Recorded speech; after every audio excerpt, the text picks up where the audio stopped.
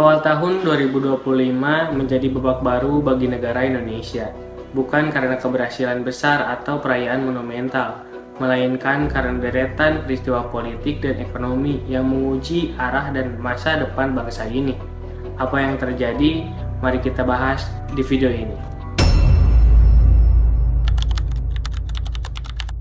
Pada awal Februari 2025, publik dikejutkan oleh penangkapan Hasto Kristianto, Sekjen PDIP, oleh Komisi Pemberantasan Korupsi.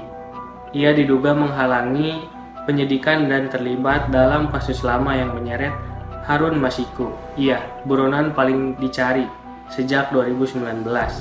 Penangkapan ini kembali memantik pertanyaan besar, seberapa serius partai politik dalam membersihkan dirinya dari praktik korupsi.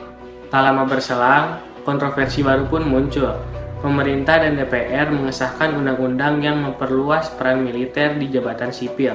TNI kini bisa menduduki posisi-posisi di lembaga-lembaga seperti Kejaksaan Agung dan sebagainya.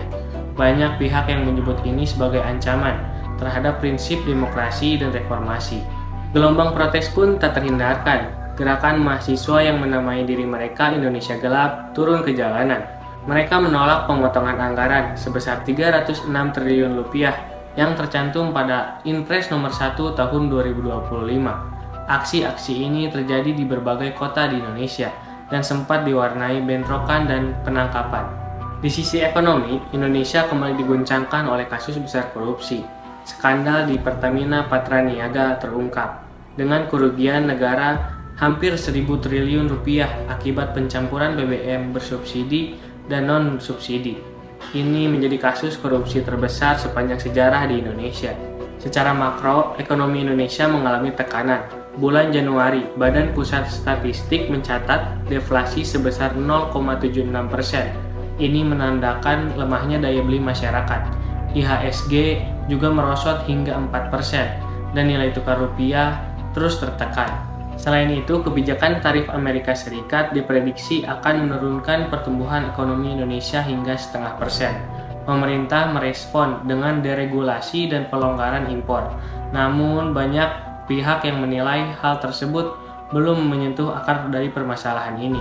Jadi, Indonesia saat ini sedang diuji, bukan hanya oleh kondisi global atau fluktuasi ekonomi, tapi juga oleh moralitas para pemimpinnya.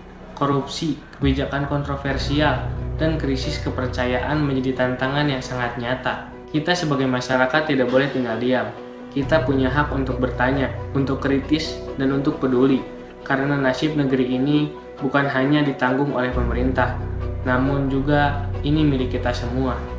Saya Ergi pamit undur diri. Terima kasih telah menyaksikan.